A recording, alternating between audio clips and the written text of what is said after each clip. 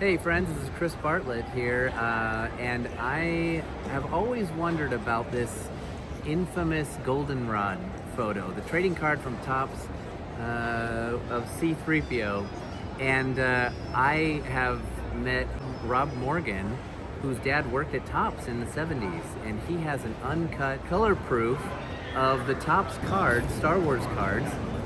And so today we're going to learn a little bit about this. It's something, Rob, I've always wondered about. I've seen some of the on-set photography. I understand what happened on set based on the photos, is that there was a costume malfunction, because I have some knowledge about the C-3PO costume.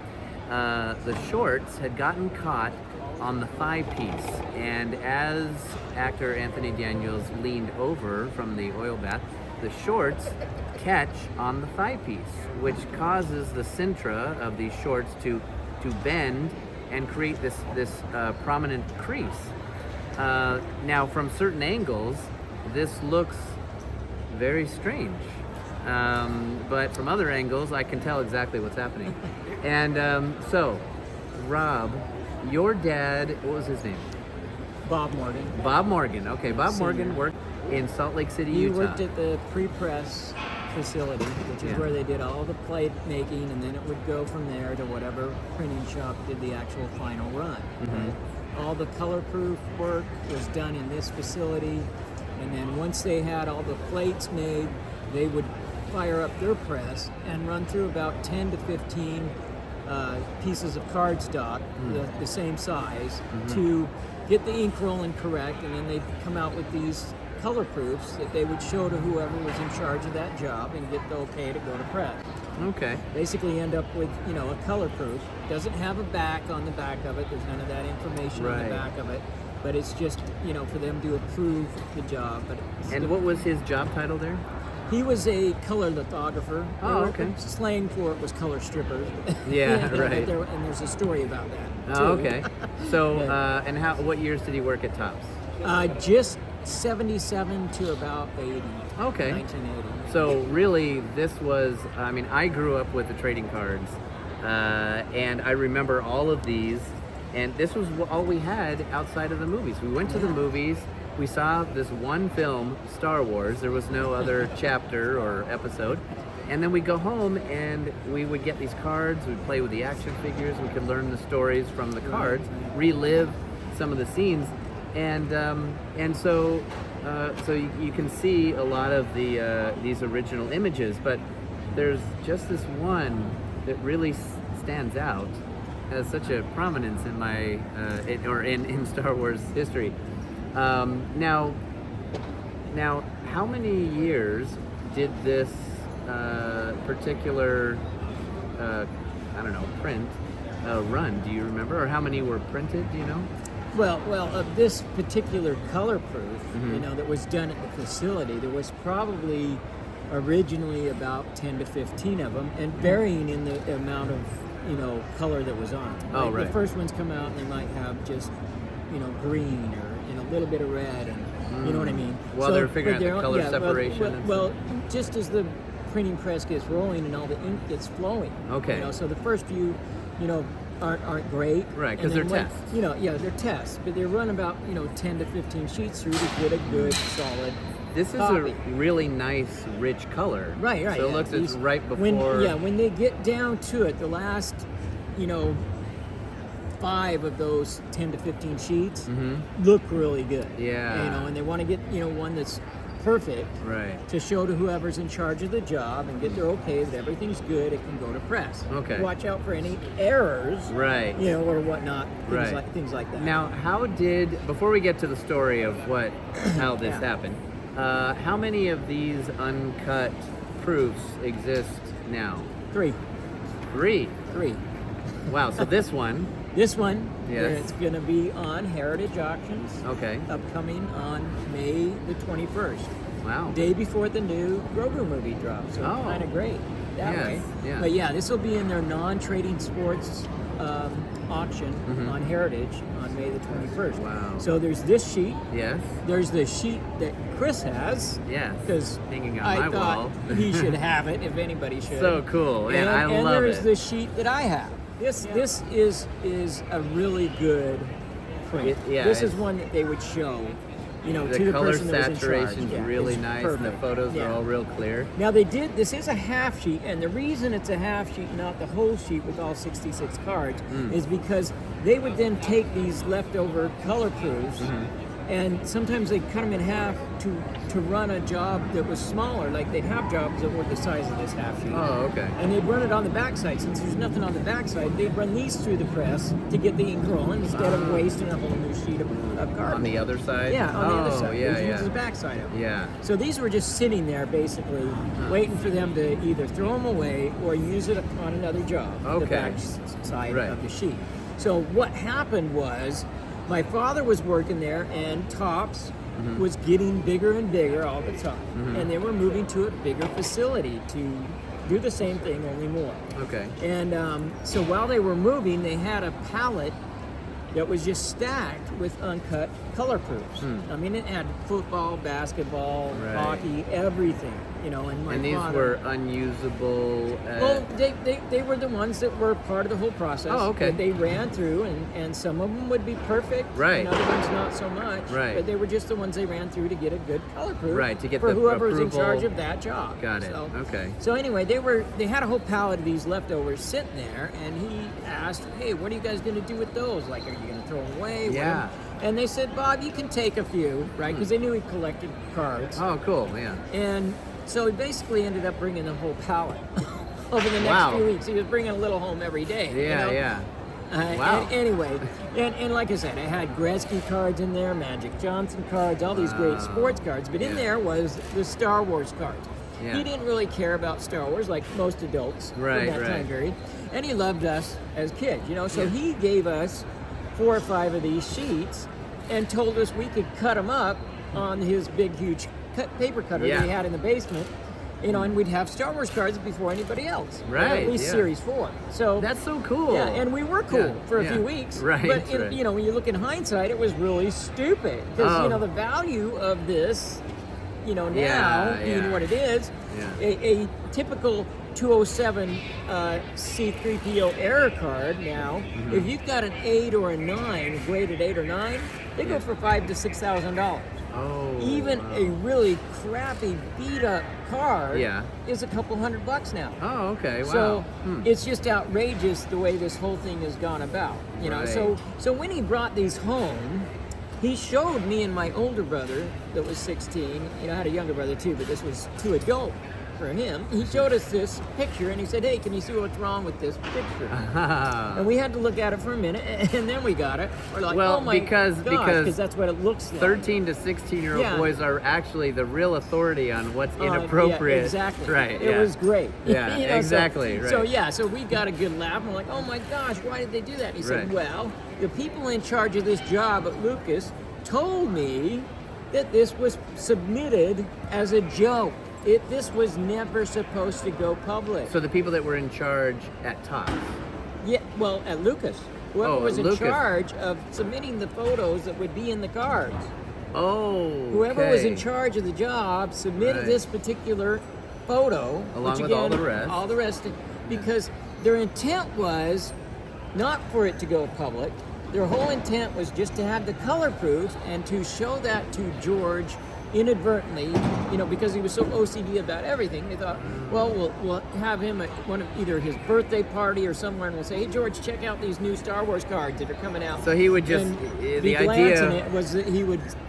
They would idea have this big ha-ha moment, where he I discovered see. this. What the heck So he's is-" going yeah. through.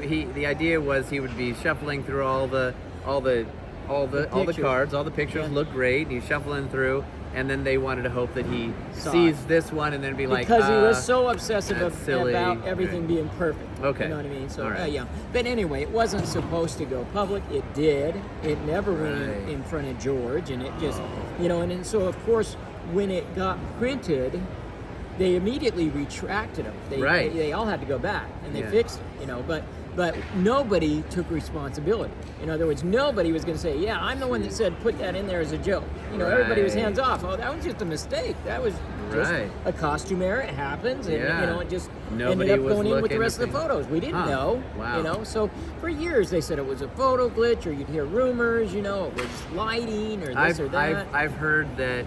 One rumor was that they airbrushed it on purpose, right, and that it was some disgruntled employee. Currently even they say it was a disgruntled employee. Right, but and again, those are all rumors that we all hear about this. And this, and again, this is just another story about this thing, but it kind of hits home because. You only had this if you worked at the shop. Right. That's the only way any of these got out. Now you can buy an uncut color press sheet of the final cards all day long. There's probably 50 or 60 of them out there, and people have them again that were employees of Topps and took them home or whatever. But those sell for $2,000 to $3,000. But those are the final sheet of uncut cards. Wow. This is the first time the error card ever saw ink. You know what I'm saying? Yes. The rarity of this. Yeah. There's only 3. You have one. Yeah. I have one. Yeah, I love it. And then there's this one that's going to Heritage on the 21st of May. Now, what does you maybe you mentioned this, the uncut, in pristine shape of just this one card? What does that normally go for? Right now, an 8 or a 9, not even a Gem 10. I don't think there's been any Gem 10s. Maybe that, but an 8 or a 9 usually floats around $5,000 to $6,000. Oh my gosh! A beat up through the shredder card. Goes for $200. You can find them on eBay. People want because they know the value has just climbed. Of this error card. Of that error. And what is this error card named? Is there like a number? It's 207. Oh, it's number 207 in the cards. It's right here. It's 207. This is the 207 Anthony Daniels C3PO error card. Right. Okay. And Wow. So in Canada, OPT, they had different numbering. They used the same pictures, but there was an orange background. Right. And so this card in Canada is 144, I think. Oh, okay. But they had corrected the error before it ever got to Canada. Right. So there's no error cards in the Canada. That's wild. So there's some out there that people say are reprints of this card in the Canada version. But it's not. It's a complete fake. People made those themselves because the error card never made it to Canada. Oh, interesting detail. Yeah. So, and I have one of those. Some people have those. I think I gave one to you. Yeah. So it's unique. But if you see those out there, they're not a reprint. Somebody made those at home. I see. Got it. And it's a fake. But, wow. Yeah. That's incredible. So you said this is going to be going to auction at Heritage Auctions on May 21st. 21st. Yeah. Wow. You can go online, and that's going to be their next big non-sport trading card auction, and they're going to focus on all these different things, especially this.